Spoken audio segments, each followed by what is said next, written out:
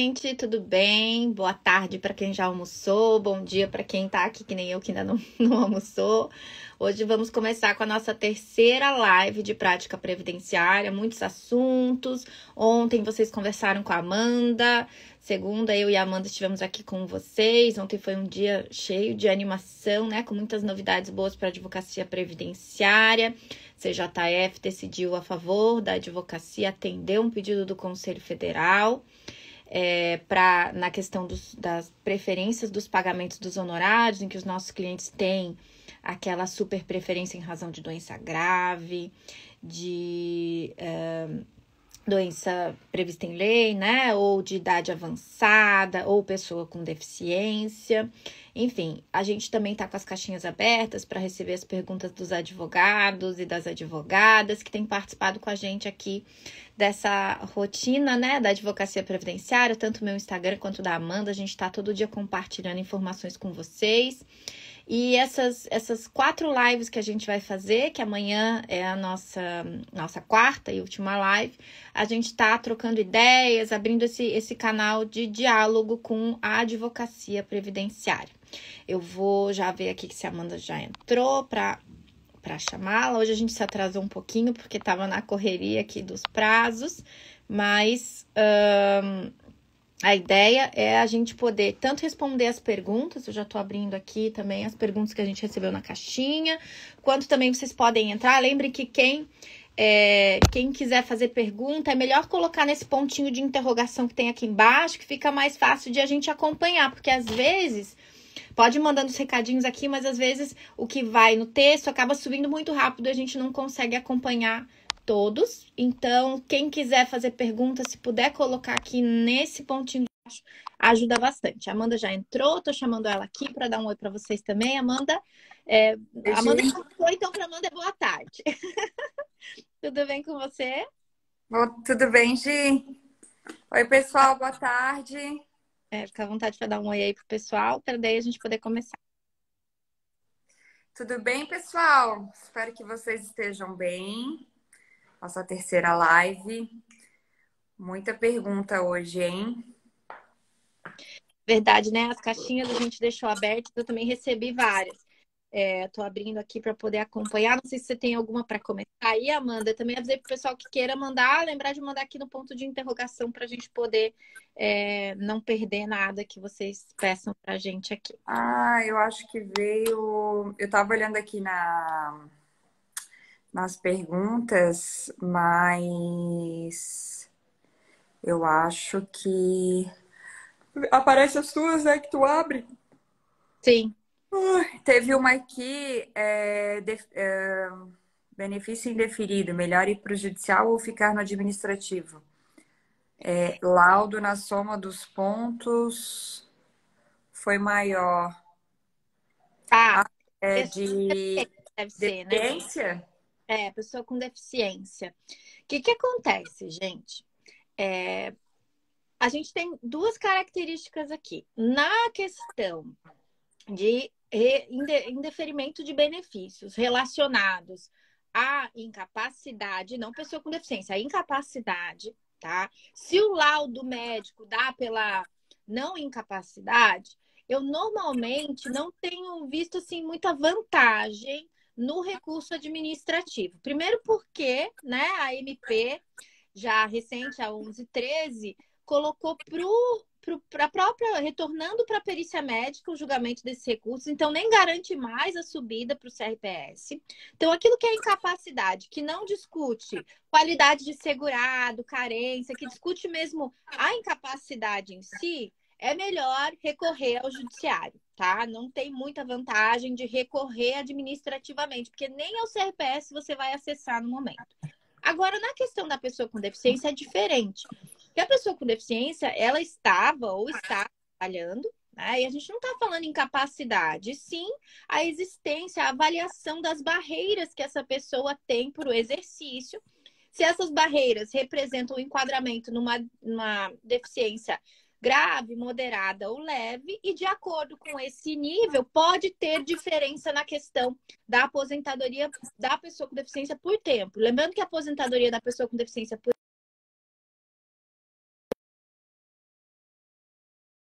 tem a questão do... Você não tem problema de não ter... não precisa ser grave, né? Pode ser leve, pode ser média, não precisa ser grave. Vocês estão me ouvindo? Tá tudo certo, Gi, estão Ah, ouvindo? então, essa questão da pessoa com deficiência, quando o problema do indeferimento tem a ver com essa avaliação matemática que a perícia faz, que é uma perícia biopsicossocial, não é nem só médica, né? Que ela é feita, costuma ser melhor recorrer à justiça, tá? Não vale muito a pena ficar discutindo essa pontuação na via administrativa, tá? Agora, também ali a gente vai ter a discussão da questão da duração da deficiência, né? Lembrando que para aposentadorias por tempo da pessoa com deficiência, a duração tem que ser de 2 anos. Mas para aposentadoria por idade da pessoa com deficiência, a duração dessa deficiência tem que ter sido pelo menos pelo período da carência, que seriam 15 anos, né? Ou 180 contribuições. Então, a gente tem que tomar cuidado, né? Porque são 2 tipos de benefício da pessoa com deficiência. Às vezes você pediu faz diferença o grau, né? O tempo de pessoa com deficiência é menor. No outro, na idade, não faz diferença o grau, pode ser moderado, leve, pode ser grave, mas você vai ter que ter um período, uma duração maior dessa deficiência para poder enquadrar os termos da lei. E hoje em dia, né, a aposentadoria da pessoa com deficiência é a nova aposentadoria especial, digamos assim, né? É aquela que ficou com um valor mais vantajoso. Você tem um menor tempo, não tem idade mínima, por quê? Porque ficou vinculado à legislação anterior. Esse benefício não sofreu alteração pela reforma. E então é um valor bem mais interessante do que os benefícios concedidos para as aposentadorias comuns, né? Aquela voluntária, até a própria aposentadoria especial ficou muito ruim, a aposentadoria por invalidez, né? Então, às vezes, é melhor fazer uma aposentadoria de pessoa com deficiência do que uma aposentadoria por invalidez, se você conseguir enquadrar, às vezes, nos 2 casos, tá? Tomem cuidado com relação a... Outra coisa dessa aposentadoria da pessoa com deficiência, né, Gi, é que tem muita gente que pensa que não pode continuar trabalhando, né? Mas não é uma aposentadoria por invalidez, gente. É uma aposentadoria, é um tipo de aposentadoria por tempo, né? Então não tem problema, até porque a pessoa com deficiência ela também exerce atividade remunerada, né? É, acaba sendo bem mais vantajoso por isso também, né, Amanda? Tem uma pergunta aqui da Bruna. Doméstico, 15 anos, sem recolhimento, carteira de trabalho está ok, todas as anotações, inclusive as férias, não há outras provas, pedi declaração do empregador. O que recomendariam para ter êxito no pedido de aposentadoria no INSS? Bruna, esse tipo de coisa acontece bastante com o empregado, tá? Eu até tive um caso recente, eu não consegui ir na via administrativa, eu tive que ajuizar, mas judicialmente a gente conseguiu. No meu caso, também, a pessoa acho que tinha até um pouco mais de tempo que não havia ali o recolhimento, ele só tinha um recolhimento dos períodos mais recentes, ali os últimos 7, 8 anos. E a mulher trabalhava também, desde ali início dos anos 80.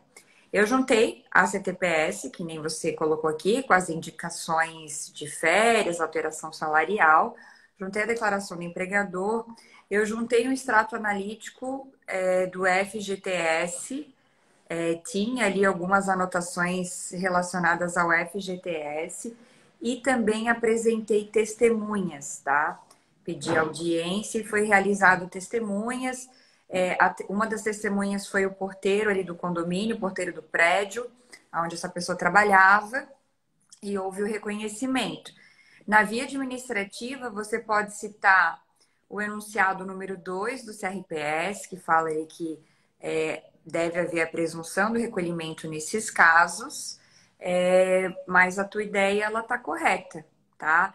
Talvez, se for o caso, aí apresentar testemunha além do documento e verifique o que essa pessoa tem no extrato analítico do FGTS, porque às vezes pode ter feito o pagamento do FGTS, às vezes ela já recebeu o FGTS por conta de algum evento que permita o saque, mas a ideia em si é a comprovação do vínculo mesmo, tá? Gi, quer falar alguma coisa? Não, eu acho que eu tô vendo aqui, eu vi algumas perguntas. A Brigada Lívia também deu parabéns por ontem, né? A questão do pagamento dos precatórios. Obrigada pelo carinho. Gente, foi uma luta, ninguém acreditava. Assim, quando a gente começou na batalha, vários advogados dizendo que não vai dar certo, né? Foi uma luta que envolveu toda a diretoria do Conselho Federal, que envolveu as presidências, as diretorias das OABs seccionais, a Comissão de Direito Previdenciário Nacional, a Comissão de Direito de Precatório Nacional. Então, assim, muito trabalho e a gente conseguiu o respeito, né, ao destaque dos honorários advocatícios. A gente sabe que isso, claro, e ontem, quem assistiu o julgamento viu que muitos dos juízes, dos desembargadores, né, dos ministros que lá estavam, mencionaram o descontentamento da própria justiça e o quanto o problema é, em si, as ECs, né? O fato de não haver a quitação total dos precatórios. Mas, nesse contexto, tinha que se achar uma solução. Então, lembrando a todos que a OAB entrou com a ADI já em fevereiro desse ano, uma ação direta de constitucionalidade, para que as ECs sejam julgadas inconstitucionais, que o pagamento se dê por completo, que não pode ter esse atraso nos precatórios, mas dentro do contexto em que a gente está neste momento, que estão valendo e a gente vai ter que lidar com elas, o efeito não poderia prejudicar a advocacia, né? Então foi uma vitória para garantir ontem, né? O CJF atendeu aos pedidos das OABs em geral e do Conselho Federal, para que, se o advogado juntou o contrato de honorários, que o valor que seja pago para ele a título de destaque acompanhe a preferência do cliente. Então, o cliente que tem a superpreferência, que vai ser pago antes, no primeiro grupo, o advogado receberia junto com ele até o limite de 180 salários mínimos, que dá em torno de 218 mil reais, né? Então, e lembrando que o salário mínimo é o salário mínimo da data do pagamento e não ali da data do ajuizamento, por exemplo, tá? Então, o salário mínimo seria atual. O que a gente tem que destacar, até que eu recebi várias perguntas na caixinha, Amanda, é que, primeiro, não necessariamente isso vai atrasar, porque a gente tem, claro, a publicação da decisão, mas os tribunais já podem ir adequando as suas listas de acordo com aquilo que ficou definido ontem.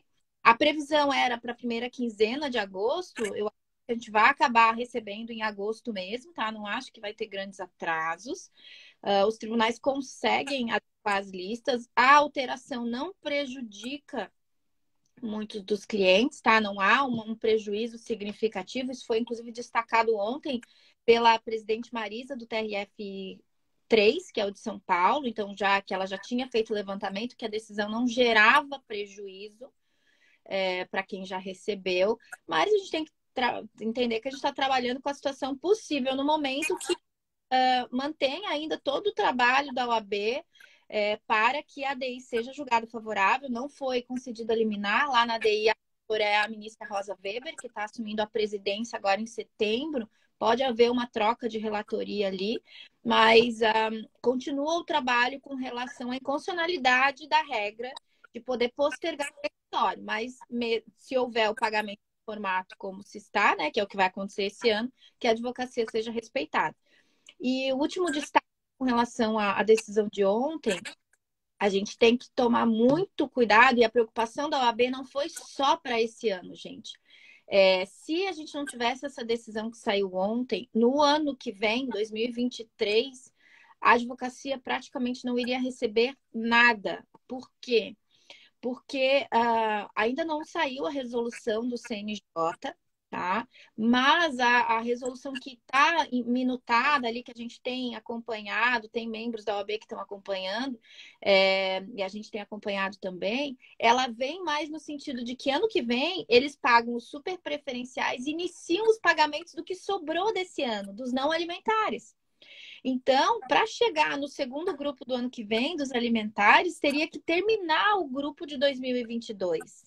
E esse ano, teve tribunal que recebeu 34%, nosso aqui 42%, mais ou menos, de tudo que tinha de dívida prevista. Então, se ano que vem receber mais 40%, não quita nem 2022. Então, a gente vai terminar a pagar 2022 e 2024, para começar o grupo 2 de 2023. E assim iria atrasando tudo, né? Então, esse efeito cascata do atraso, ele é amenizado por esta decisão que a gente teve do CJF ontem, por toda essa luta que a OAB fez. Então, lembrando também que a gente tomou ciência dessa interpretação só em meados de julho, dia 10 de julho, quando começaram a sair as listas, né? Então, a OAB, assim que foi avisada pelos tribunais da interpretação que eles iam dar, já começou o movimento. A gente fez várias reuniões com o CJF, fez reunião com o TRFs, para buscar essa alteração. Então, isso faz toda a diferença, principalmente nos anos seguintes, né? Vamos seguir na luta pela inconstitucionalidade das ECs, mas nesse momento a decisão já ameniza um pouco os efeitos negativos para a advocacia. Amanda, vamos ver se temos mais alguma pergunta aí. Tem uma aqui bem legal da Tatiane. Ela pergunta se o segurado pode pagar o período de pedágio em atraso. Tatiane, essa pergunta ela tem várias respostas. O pagamento em atraso, ele está ali bem esclarecido na portaria 1382 de novembro de 2021. Também tem algo na IN 128 e ali nas portarias 991, 990 também trata alguma coisa. O que acontece? Na via administrativa, o pagamento em atraso após a EC, ele não está gerando efeito para fim de enquadramento das regras do pedágio de 50%, do pedágio de 100% e para a regra de direito adquirido. Então, na via administrativa, não vai contar, tá? Para esse fim, porque o pagamento vai acontecer agora. Na esfera judicial, a jurisprudência, pelo menos em âmbito TRF da quarta, também vi algumas decisões TRF1, tá? Que esse tempo, o tempo prestado, ele deve ser incorporado e deve ser computado à época da prestação de serviço, ainda que o pagamento tenha acontecido em momento posterior. E esse posterior entende-se antes ou depois da reforma, mas posterior à prestação de serviço, tá? O efeito financeiro vai ser a partir do pagamento. E esse efeito financeiro a partir do pagamento é um entendimento que está sendo consolidado nesse sentido, tá? Que não é o melhor dos mundos, mas pelo menos acaba sendo aí garantindo pelo menos a contagem do tempo à época da efetiva prestação de serviço.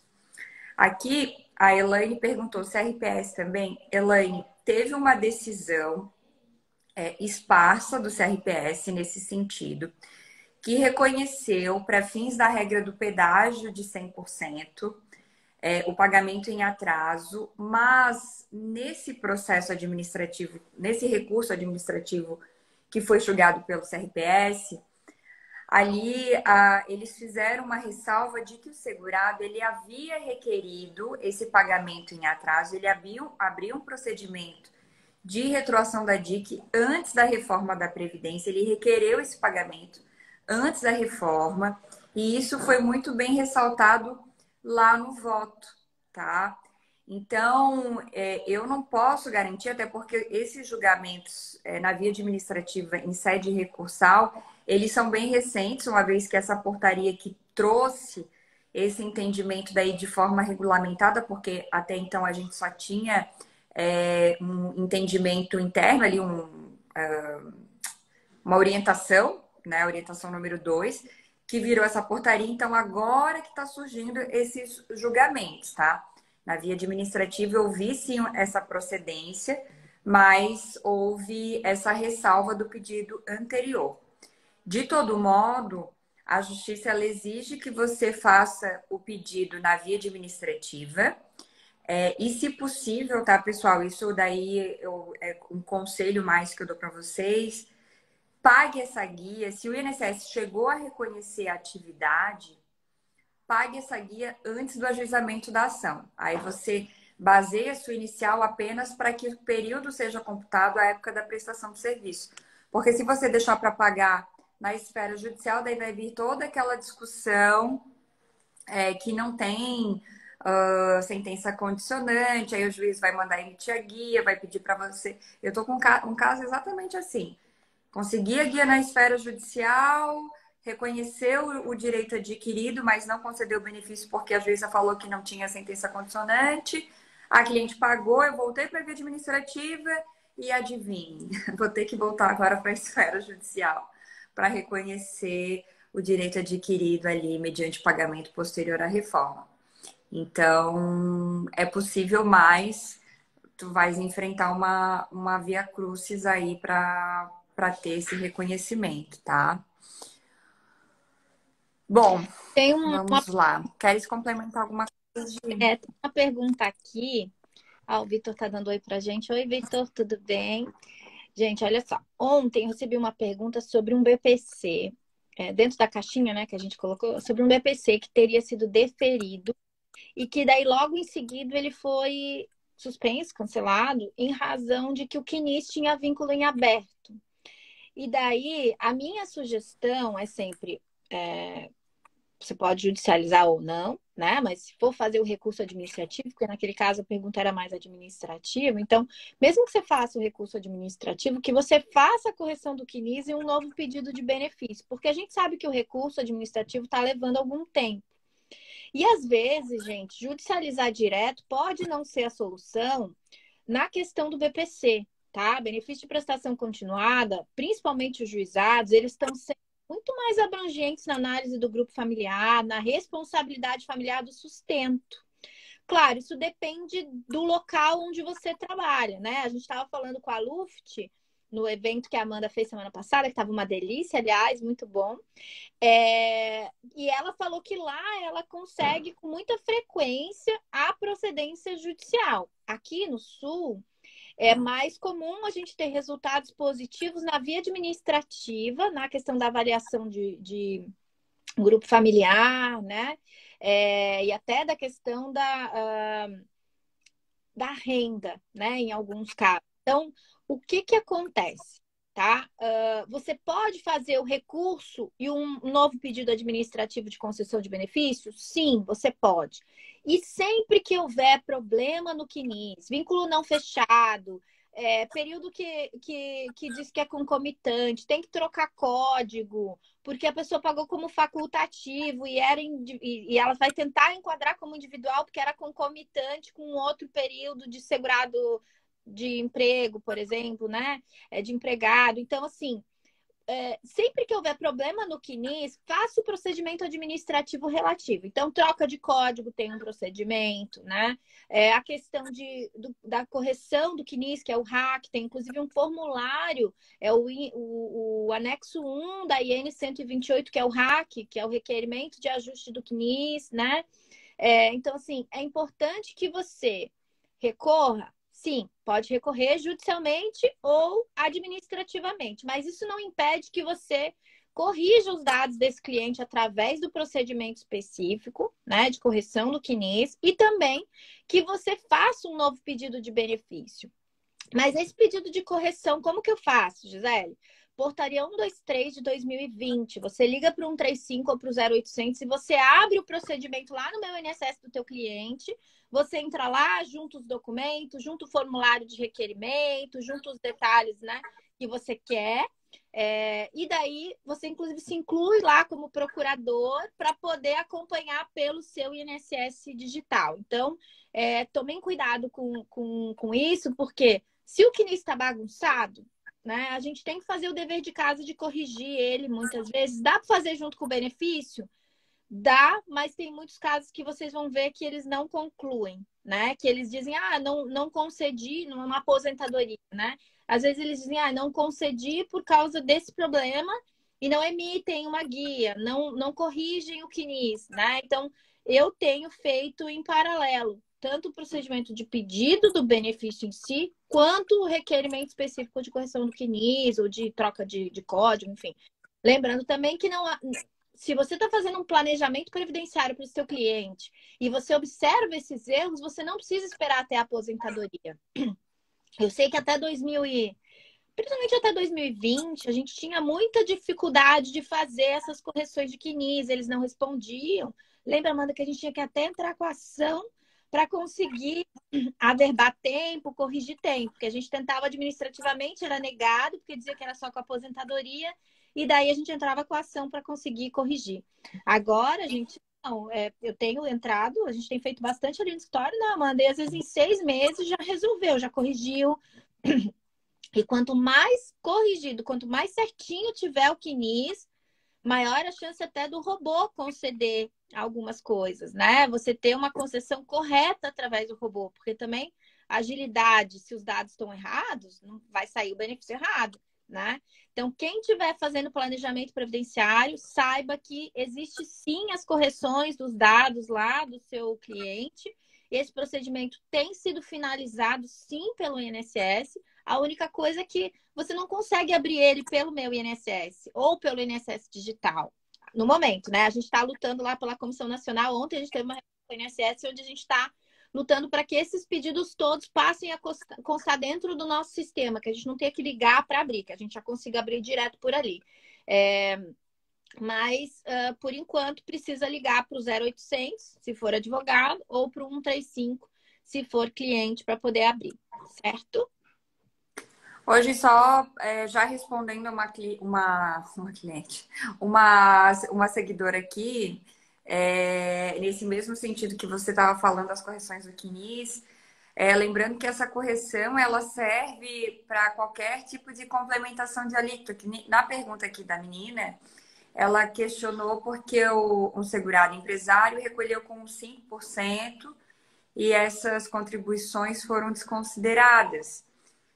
Então, você precisa identificar se realmente o código que ele pagou está correto e fazer a retificação desse código, que é feito por esse procedimento que a Gi falou, da portaria 123, pelos canais de telefone, onde vai ser aberta a tarefa ali no meu INSS.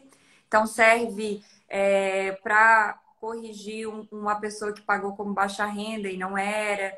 Então, você vai fazer a comprovação e vai fazer o pagamento da complementação da alíquota, a complementação do MEI, a complementação do salário de contribuição que foi abaixo do valor do salário mínimo, quem pagou no plano simplificado, que é uma outra regra de aposentadoria que não é por idade. Então, esse procedimento, ele abarca todas essas situações, tá bem? E é importante, assim, né? A Juliana ali falou: eu entrei e foi negado, dizendo que tinha que esperar a aposentadoria. Normalmente isso aconteceu antes de 2020, tá, Juliana? Porque realmente era o entendimento deles. Depois que eles fizeram a portaria e abriram o serviço, se você pede corretamente, inclusive usando o formulário deles, a gente não tem tido problema e o processo tem sido sim finalizado, emitido guia de pagamento, tudo. A única coisa é que você precisa colocar lá os documentos, né? Para verificar. Deixa eu ver aqui mais alguma pergunta.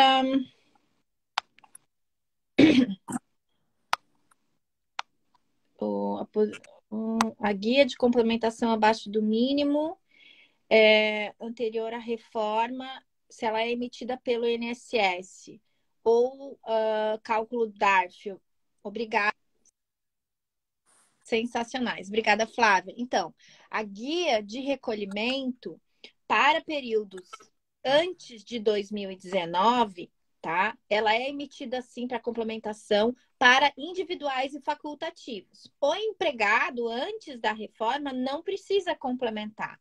Ele vai contar o período, inclusive para qualidade de segurado, tempo, tudo, esse período que ele trabalhou e teve salário abaixo do mínimo, que acontecia muito quando o início do contrato era no dia 20, por exemplo, né? Às vezes ele não recebia naquele primeiro mês um valor maior do que o salário mínimo, mesmo que o salário depois fosse maior do que o salário. Então, para antes, não pode ser DARF, não, tá, Juliana? Você precisa. Aliás, Flávia, desculpa. Você precisa ligar para o 135 ou para o 0800 e pedir a emissão da GPS de complementação. Ela não é possível de fazer pelo site do INSS, tá? você precisa ligar, iniciar o procedimento, dizer quais meses você quer complementar e vai ser colocada dentro do sistema do seu cliente para você poder baixar a guia. Mas lembrando, o empregado não precisa complementar, só individual e facultativo. Depois de 2019, todo mundo complementa, tá? Inclusive o empregado, esse período não conta nem para manutenção da qualidade de segurado, que eu pessoalmente acho um absurdo, mas é a regra, tá? Então, tomar cuidado, porque depois daí você tem a DARF para o empregado e o individual e facultativo continuam na GPS. Só que não é uma GPS que você consiga emitir de forma manual. Você precisa solicitar através lá do 135-0800. E já a DARF, o INSS disponibilizou desde abril desse ano, 11 de abril, aquele ajuste da EC 103 dentro do meu INSS do cliente. Lá agora você tem a avaliação do CNIS por ano civil também, e você poderia pegar por lá. E daí o sistema mesmo emitiria, selecionaria quais você quer complementar e o sistema mesmo emite a DARF, certo? Não sei se quer colocar alguma coisa mais com relação a isso, Amanda. Não, tem uma pergunta aqui sobre tempo rural que eu achei interessante, da Jamile. Ela pergunta o seguinte: posso utilizar tempo rural para contar como tempo de contribuição e carência na aposentadoria por tempo? Jamile, o tempo rural ele só conta para carência nas aposentadorias por idade rural e a híbrida, tá? O tempo rural na aposentadoria por tempo, na aposentadoria das regras de transição, né? Ou numa emissão de certidão de tempo de contribuição, ele só é considerado como tempo de contribuição. Por quê? Porque a indenização do trabalho rural, ela só é feita na condição de retroação da DIC. E a retroação da DIC significa que você não teve a primeira contribuição em dia, por isso que se chama retroação da data do início das contribuições, e não havendo a primeira contribuição em dia, você não tem a qualidade de segurado naquela categoria de segurado e por isso essa indenização ela é contada só para tempo de contribuição. Então, você pode computar o trabalho rural para qualquer regra de aposentadoria. A partir de outubro de 91, você vai ter que fazer a indenização, se for para fins de aposentadoria por tempo ou das regras de transição, mas esse tempo rural indenizado conta só como tempo de contribuição. Aí você tem que tomar cuidado, por quê? Porque se for um período rural muito grande, por exemplo, às vezes você você tem 10 anos ali de carteira assinada, segurado empregado, e aí você quer contar 20 anos de trabalho rural. Então, nesse caso, você tem que tomar cuidado, porque esses 20 anos, eles não contarão para carência. E aí, como continua sendo exigida a carência mínima de 180 contribuições, ali os 15 anos, né? Você não cumpre a carência, você acaba tendo tempo, nesse exemplo que eu dei, uma segurada mulher, né? Você acaba tendo tempo de contribuição e você não acaba tendo a carência. Então, se o tempo rural for muito grande, toma cuidado para observar a carência mínima exigida para aquela regra, tá? Aqui tem uma pergunta também. O Ian perguntou se a complementação aqui do empregado é pelo site da Receita. Teoricamente, o meu INSS está emitindo a DARF por ali, tá, Ian? Até o Felipe disse, eu já emiti o DARF pelo Cicalc, que é o da Receita. Posso fazer lá? Pode fazer lá. Só que qual é o problema que tem dado, que eu acho até que foi a pergunta do Ramário também teve um item aqui que houve quem mencionou aqui, né? O que acontece? Às vezes, quem faz pelo Cicalc, se você faz direto pelo site da Receita, lá você tem que digitar mais coisa. E o do INSS, ele preenche um pouco mais para você, essa DARF, tá? Porque nos dois sai. Quando você faz lá pela Receita, eu vi muitos casos que não tinha colocado juros, que não colocou valores adicionais que tinham que ter sido pagos e depois o benefício foi negado, tá? Então, tomem muito cuidado com essa contribuição que vocês geram a guia pelo sistema da Receita. Por quê? Porque lá você tem que conhecer bem as regras, tá? Se você emitir com valor abaixo do devido, não vai contar a contribuição. Então, tome muito cuidado com relação a isso, tá? E daí o INSS incluiu isso dentro do meu INSS do cliente para facilitar a emissão, já que lá estava dando muito problema. Mas em ambos os casos, seja lá no site da Receita, seja no meu INSS, essas contribuições ainda não estão entrando no CNIS. Então, avise o cliente para pegar o comprovante. Você pode fazer um ajuste lá de vínculos e remunerações, que é o acerto de CNIS, para que esse período passe a constar já adequado, juntando os comprovantes e pedindo para o INSS adequar mesmo antes da aposentadoria. E se for pedir aposentadoria, junte as guias dessa complementação. Uma outra pergunta aqui que eu achei interessante é da Maria Ruiz. Pai faleceu em outro estado, não tinha contato com a filha. Por onde começar a busca da pensão por morte?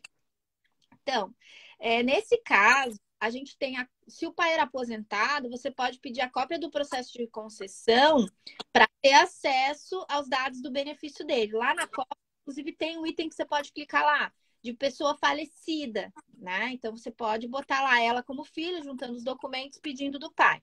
Mas, caso não tenha, hoje em dia, não é possível pegar o CNIS, né, pelos sistemas online. Ela teria que ir numa agência com a certidão de nascimento, com a identidade dela, e já poderia consultar. Se ela tiver o CPF do pai, ajuda na consulta, né?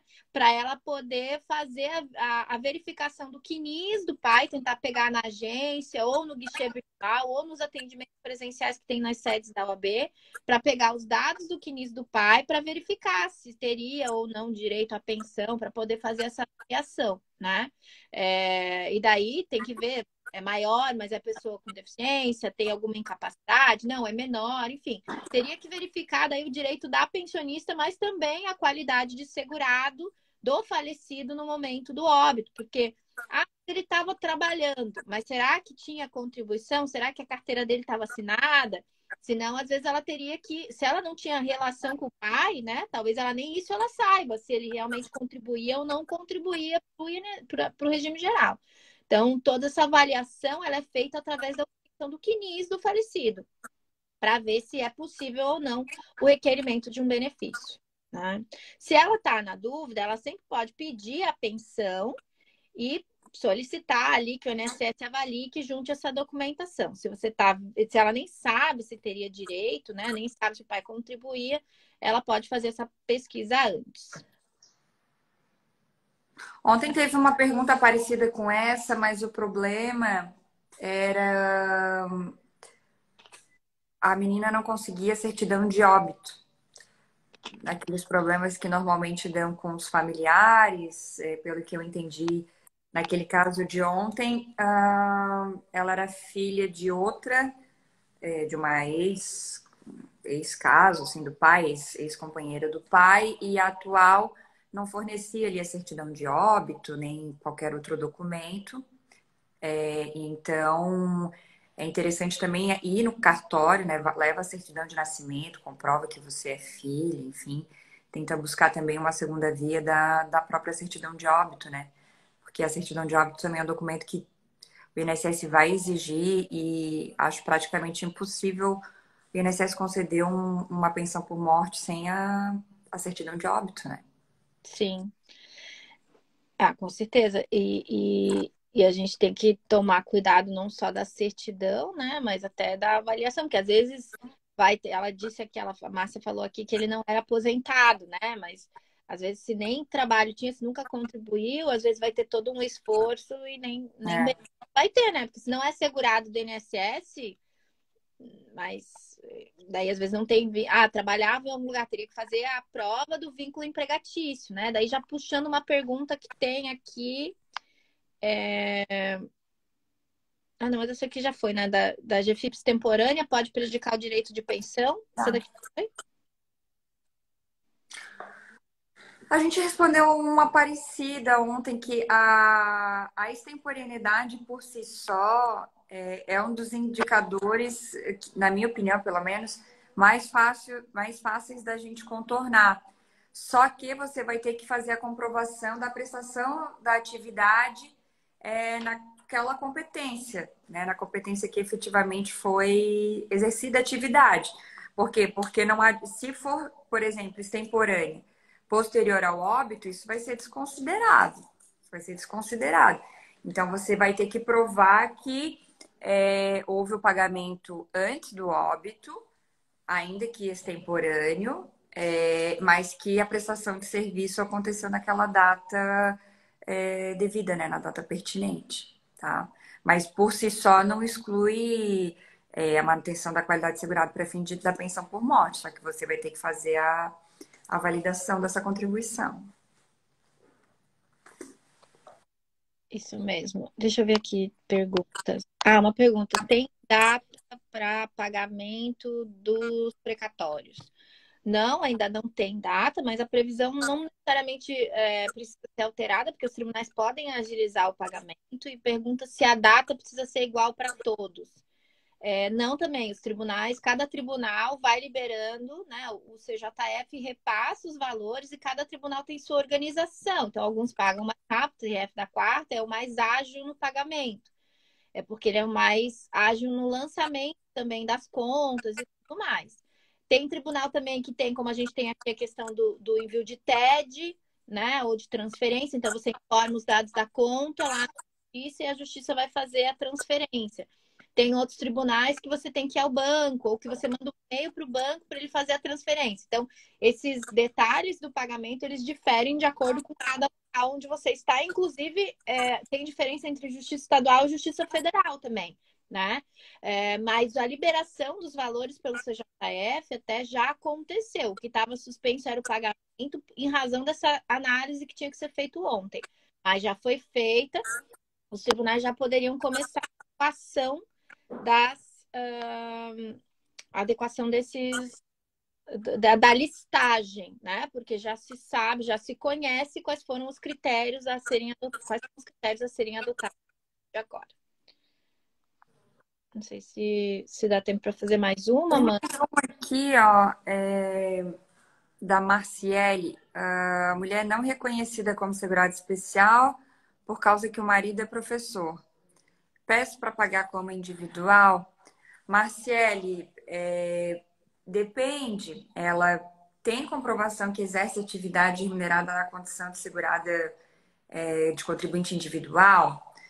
Ela tem renda em relação a isso. Se ela efetuar o recolhimento, esse período vai contar para carência, ela já fez alguma contribuição em dia, então depende.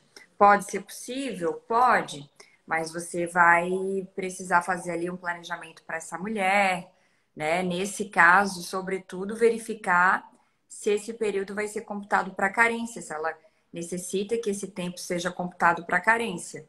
A gente até falou em algumas lives anteriores que já aconteceu casos da pessoa inicialmente pretender um reconhecimento de período como segurado especial, mas pelas características das atividades que eram desenvolvidas, pela renda oferida com aquelas atividades, o juiz entendeu que, na verdade, era uma atividade remunerada mais com viés econômico, um viés mais empresarial, entre aspas, e aí afastou a condição de segurado especial, mas como houve o reconhecimento da atividade em si, atividade remunerada, a gente acabou fazendo essa troca.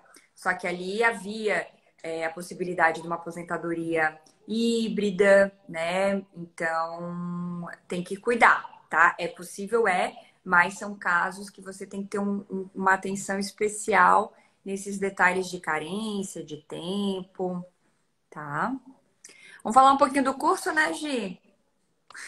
Vamos lá, é amanhã, né, gente? A partir da meia-noite e um, então, dia 4, abre a nossa sexta turma de advocacia previdenciária na prática. São 4 módulos, muitas aulas, muita informação, né, Amanda?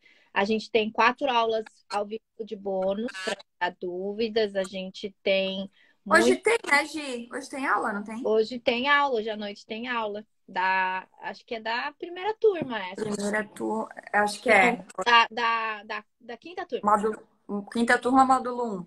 Gente, essa aula que a gente está falando, que vai acontecer hoje para os nossos alunos, são aulas ao vivo comigo e com a Gi, aonde a gente tira as dúvidas pertinentes àquele módulo, tá? Então, a gente faz ali um tira-dúvidas, e aí você consegue ter esse acompanhamento, né, com a gente em relação aos assuntos que são tratados. Vocês têm aí um amparo, digamos assim, dos professores, no caso eu e a Gi.